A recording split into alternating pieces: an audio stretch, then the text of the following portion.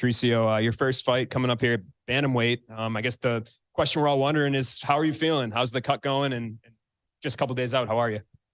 I'm good. How about you? I feel good. Just ready to make history. For you, I guess you've talked about this for a long time. What was it that made now the right time? Was it just the opportunity Bellator finally gave it to you? Or why did you feel like this was the right time to make this move?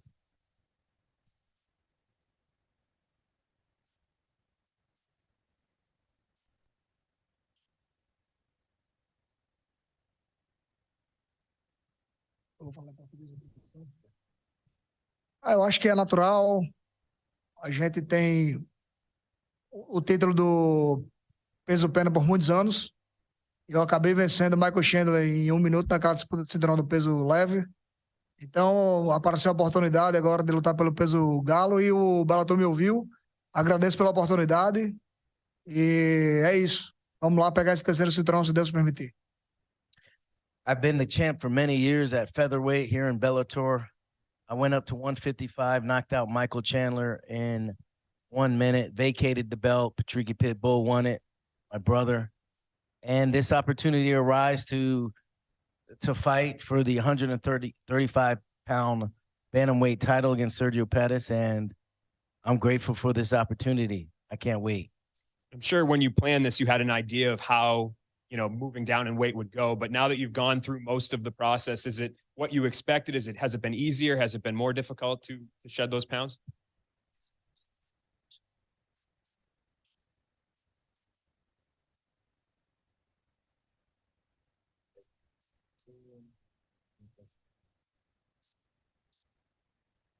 Eu mesmo não posso acreditar. Eu estou quase sem acreditar no que está acontecendo. A descida de peso está sendo mais fácil do que no peso pena, mas teve um processo desde do camp da luta passada, quando eu bati o campeão do Rising, Kleber Koik. Eu me mantive na dieta e eu estou fazendo a mesma dieta, mas não saí dela desde outubro.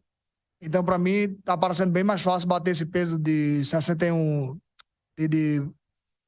quilos de bantamweight. E você tem uma ideia, eu estou agora com 143 pounds, então estou muito bem, estou conseguindo treinar forte ainda, estou bebendo muita água, estou me alimentando normal, então eu acho que vocês vão ver um Patricio Pitbull muito melhor nessa luta que vem, essa próxima luta. I can't believe how easy this process of going down the weight class has been. I've been on this diet since I beat the Rising World Champ Kleber back in last year, so I've been dieting. I am only 8 pounds over. It's never been easier. It's easier for me making this weight than it was for making featherweight. And Eu tô bem, tô feliz e foi fácil porque eu me mantive na dieta desde lá, não mudei nada. I'm great. I'm ready. And it was easier than ever, easier than making featherweight. And I'm ready to shock the world. A lot of champions, I feel like once they're dominant in a division, they like to stay there, right? They're comfortable, they're winning, they're cashing big checks, but you've continued to chase other goals, moving up, moving down. So I guess why? Like, what is it that drives you to try to move outside of that comfortable spot at the top that you already have in a division? Don't like to be comfortable. I always want to move forward. I love challenges. That's why I'm always trying to put hard things to happen like that. No other fighter in any major promotion has ever held 3 titles in that one promotion. So I guess for you, what would that mean for you and your legacy? Do you feel like to be the only one to ever do something? I am not thinking about that, but eu acredito que esse é um resultado de um trabalho duro por muitos anos, mas eu estou focado agora na luta. Porque sem a vitória, nada disso vai acontecer. Então a gente não pode agir aqui como se eu já tivesse esse título. Tem um cara duro pela frente, que é um dos caras mais técnicos, versáteis que eu já vou enfrentar. Então primeiro tenho que bater nele, depois pensar nos louros da glória. I'm not worried about what people are going to say about me. I have a fighter that is very dangerous, very technical, and very good, a world champion in front of me named Sergio Pettis. My main focus is to become the 135-pound world champion. And then after We accomplished that goal. We'll see where everybody else wants to put me. Dropping down in weight, you know, obviously your body's going to change a lot, but are there things like timing or anything that are different as well? Like, do you think it will take you a little bit of time to get used to being in there with somebody that's an elite 135er?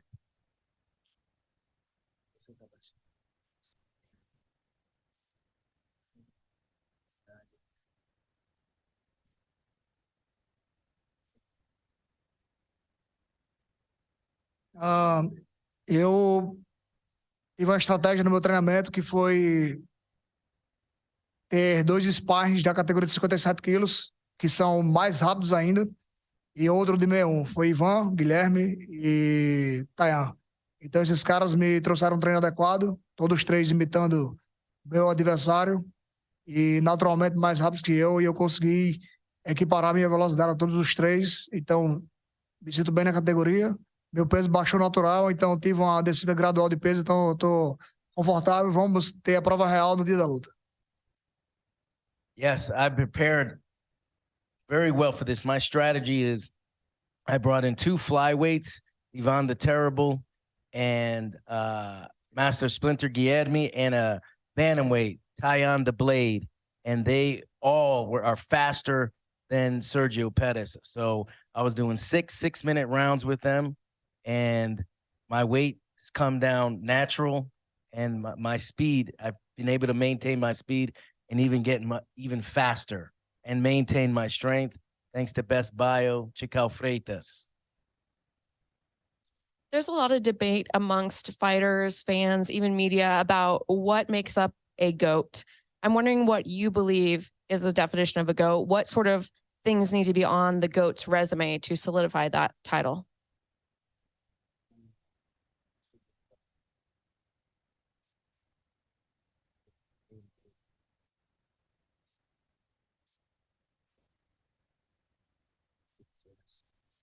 I don't know, but I'm thinking on that. And I know there is a lot of GOATs in this game, but no one has 3 titles, you know? So that's the difference. We were just talking. I told him a story. I said, remember when he was in the featherweight tournament and he was able to select, matchmake who he gets to fight in the featherweight $1 million tournament, Grand Prix. And at that moment, when they told him that, he said, so that means I'm God. I get to pick who gets to fight. And that reminds me of, like, when you talk about GOAT Mountain, you're talking about the John Joneses of the sport and the GSPs. Both those guys have 2 world titles. The Henry Cejudos, Conor McGregor's, all champs. But nobody's got that 3rd division. And in my opinion, on June 16th, Patricio Pitbull gets God mode activated. He goes above GOAT Mountain. He's the one that selects who becomes on GOAT Mountain, in my opinion. But first, let's win that fight. My focus is on that. Hi, Patricio. Your brother Patricky is scheduled to fight your former opponent, AJ McKee. What's your opinion of this matchup? And do you see yourself ever competing against McKee since your rivalry is tied at 1 apiece?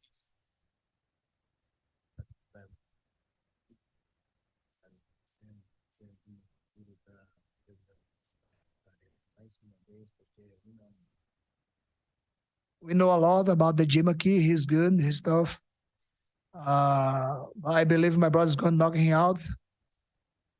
And about me against him, I don't know. Maybe if I go up to the lightweight division, I believe. But I don't think he's going to go down again. And then you and your opponent, Sergio Pettis, are both dangerous strikers. How do you see this fight playing out on the feet Friday night?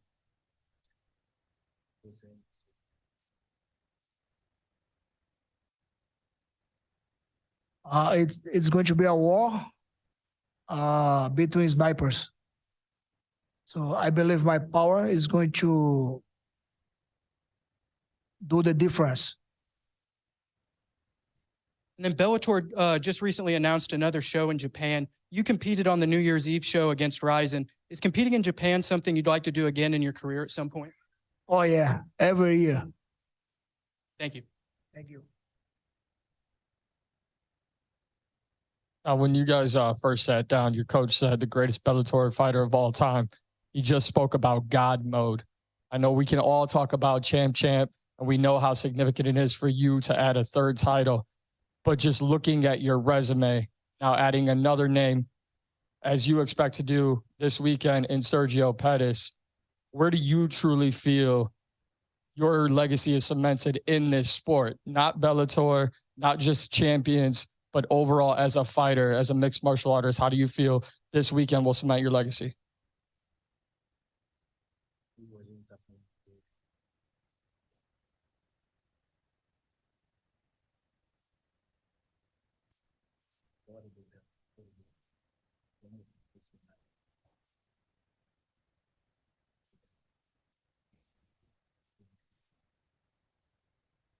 Eu realmente não sei. Os fãs gostam muito de campeões. Eu não gosto dessa parte. Acho que todo lutador merece o respeito. Eu só penso em aumentar meus números do recorde e deixar meu nome o mais distante possível. Então, essa é uma marca importante que eu quero atingir e eu garanto que é só o começo. I've never liked to talk about or think about who's the best, and I think that's for other people to do. My focus is just accomplishing the mission and let everybody else decide. Let them look at the numbers, let them look at the facts, and they could decide from themselves, but numbers don't lie. Also, I don't want to get too far ahead, but what are your plans if things go according to plan this weekend for the future in 2023 and 2024?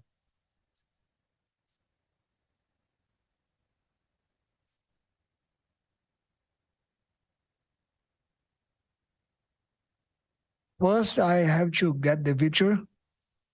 I don't know. We have Patch Mix as the interim champion, and maybe go to the fourth belt.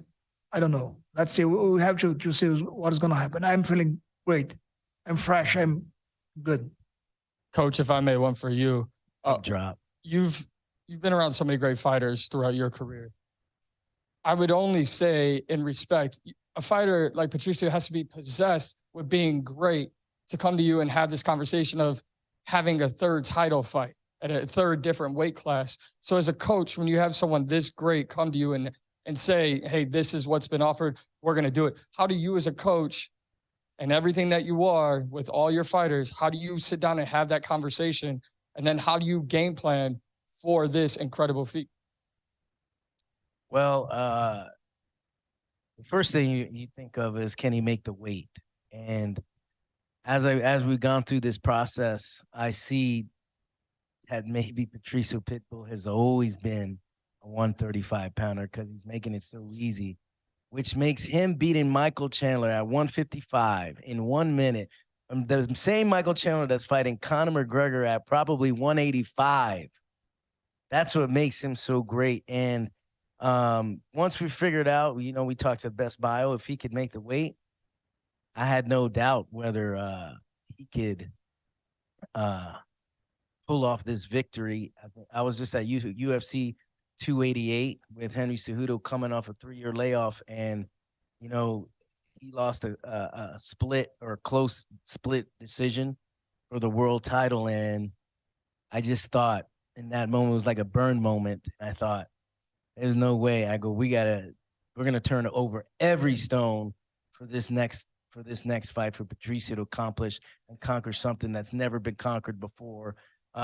So right after UFC 288, I go on the Ariel Helwani show. After that, I went down to Brazil, went straight to the gym, and lo and behold, I see Patricio's got something in store, a secret for Bellator 297. He brought in Sergio Pettis's old coach of 8 years of the Pettis brothers. So, he's turned over every stone to make sure that he can for this victory to happen. And it wasn't much me. It's all Patricio. When I see he's willing to do whatever it takes, and he's willing to be on a diet for 6 months, where most athletes aren't willing to do the diet he's doing for 8 weeks.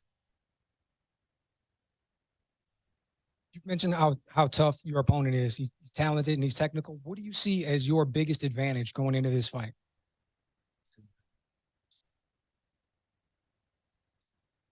My will. Nobody has my will. Nobody. And Coach, you mentioned, bringing in Daniel Wanderlei, former coach for Sergio Pettis. Can you talk about how that came about? And was it a big surprise to just you, or did you know that this was happening coming in? Oh, you know me. I'm a captain, and all is fair and love and war. I wish I could have thought of that tactic, but it was all Patricio Pitbull. A história? Pode falar. Eu fui em Recife, uma cidade perto de Natal, e a gente estava no hotel e eram 3 homens, só tinha uma cama, e aí, porque não tinha mais vaga em hotel. I went to Recife to get my visa. História engraçada. It's a city about 2 hours from Natal, Brazil. I have to get an American visa, tourist visa, or I'm sorry, work visa. And I went to my. Eu tinha que achar um hotel, mas não consegui. Só tinha três homens e a gente ficou. Quando entrou no quarto, só tinha uma cama. There was 3 of us, and then we found a hotel, but there was only 1 bed. Aí, meu amigo Ronnie Jason tava pensando em quem pedir ajuda, e aí ele lembrou de um amigo, Hugo. So one of our fighters, Honey Jason, former Ultimate Fighter winner, remembered doing a camp in Recife, and he had a friend named Hugo. E aí, aí quando a gente chegou lá em Hugo, já era de madrugada, já era de manhã. E by the time we got to Hugo's place, it was already like middle of the night. E o cara é um fã muito grande de luta e falou pra mim, cara, eu sou amigo de Daniel Wanderlei. Ele treinava os irmãos Pets. Você vai lutar contra a Sérgio agora, né? He said, hey, I'm a huge fan of MMA, and I'm good friends with Sergio Pettis' old coach, Daniel Wanderlei. We grew up together as childhood friends. E eu falei, sim, vou lutar. Aí ele disse, você quer que eu fale com ele? Eu falei, mas como assim? Ele não treina Sérgio? Ele falou, não, faz 2 anos e meio que eles não trabalham mais. He said, you want me to give him a call? And he goes, well, doesn't he still coach Sergio? And he goes, no, he hasn't coached him in 2 years. Isso era 3 horas da manhã, eu nunca imaginei que ia encontrar um cara que conhecia o ex-treinador dele. It was 3 in the morning. I never imagined that I would run into someone who knew Sergio Pettis' ex-coach. E aí eu fui para casa de manhã, treinei meu visto, fui para casa. E assim que eu cheguei em casa, eu recebi a ligação de Hugo, perguntando se queria que ligasse mesmo. E aí eu falei, porra, eu não quero ser antiético, mas se você ligar e perguntar por você mesmo, perguntando a ele, pode fazer a ligação. So I went home, went back to Natal, thought about it, and I gave Hugo a call. I said, listen, I don't want to be unethical. If you want to give him a call and see if he's available or interested in coming to Brazilian coaching, go ahead and see what he says.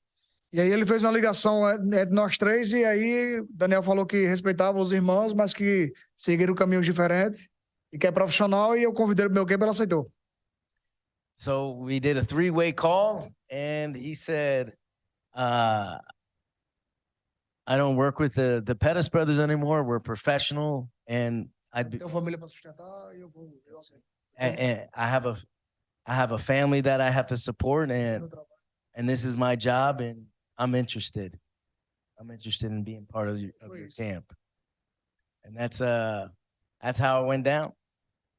3 in the morning. That's it. Thank you, guys.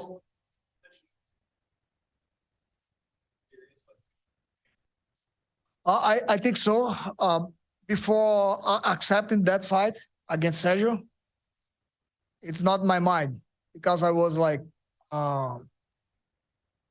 how do I say, 18 pounds. I am like 7 kilos, like welterweight division. And I know it's hard to make the featherweight weight. But now I am like 6 months on diet or more. And I realized that it's possible. So